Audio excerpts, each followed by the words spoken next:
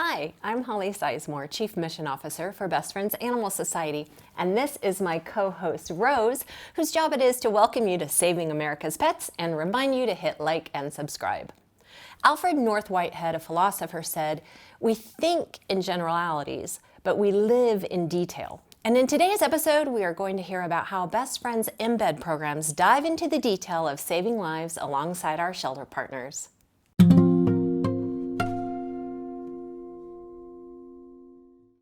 So all of these empties, we've got 21 out of our 30 kennels in here are empty.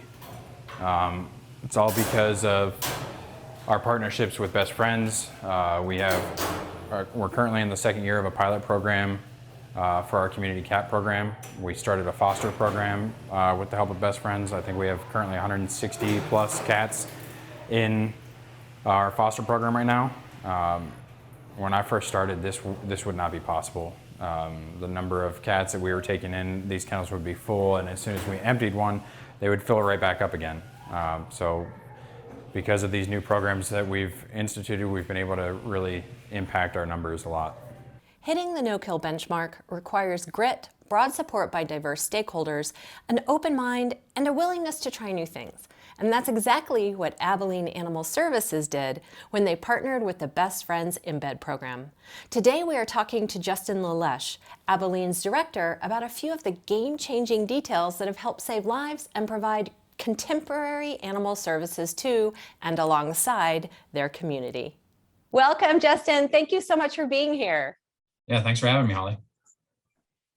Tell me a little bit about Abilene since you've been there. You've been there since 2016. What was it like then, and what is it like now? In 2016, we were euthanizing about 50% of the animals that came into the shelter, which to give you comparison, right now we're sitting at about an 88%. So we've made huge strides in the last 5 years. But yeah, it was a very dark kind of emotion hanging over the shelter.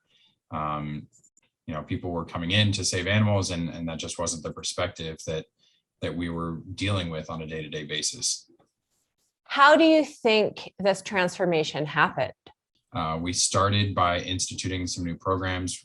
Over the last several years, we've started a community cat program, which was the pilot program was sponsored through Best Friends.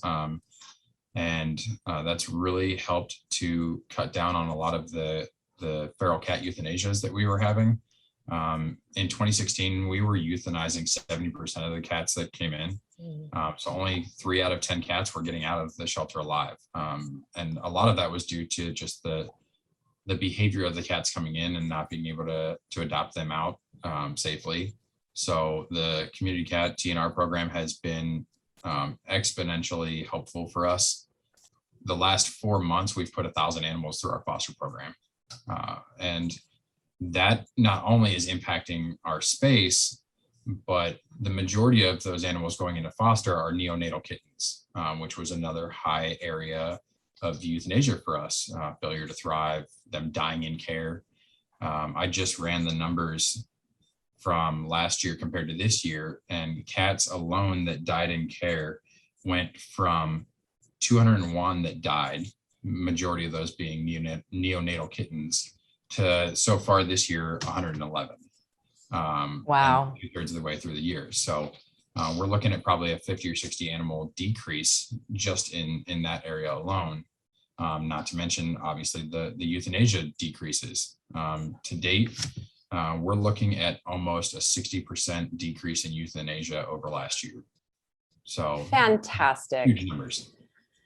That is incredible. And how has that affected the staff?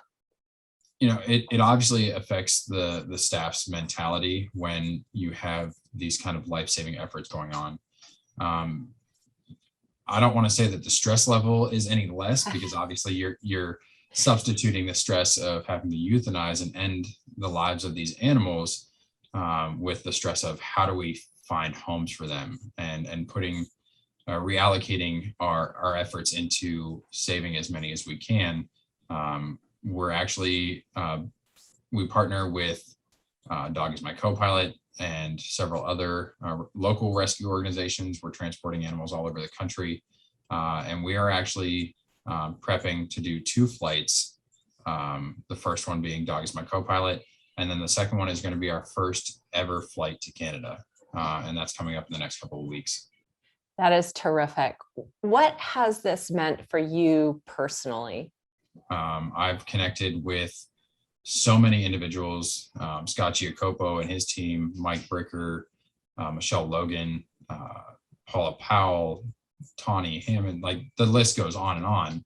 Leanne, and all of these people are so supportive, and their whole mission is to help the communities that they work with to build on their programs and save more animals.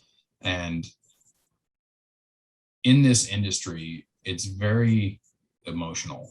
It's very difficult sometimes to deal with the decisions that we have to make that literally could end lives. And a lot of times it feels like a very dark and lonely path. And being able to connect with best friends and all of the people that I've mentioned and the many more that I forgot to mention, it helps to connect and make you understand and feel that we're all in this together. This is a team, even though we may not know each other in different parts of the country, we all are a team working for the same goal. Back to you, because best friends can't do this unless our partners are right there with us, who want to help lead that change and bring their community into the great work. And so it really is a team effort. And it's just been, I know, a joy for all of us at Best Friends to work with you guys. So thank you for everything you're doing and will continue to do. And thank you for being here today. Thanks. I appreciate you guys. Working to save animals is incredibly stressful and incredibly rewarding. It's easy to generally say that saving animals' lives is a community ethic and priority. However, making it happen isn't so easy. But what we do know is that it is achievable with today's model programs, along with some grit and perseverance. We know what programs work, and together we can save them all.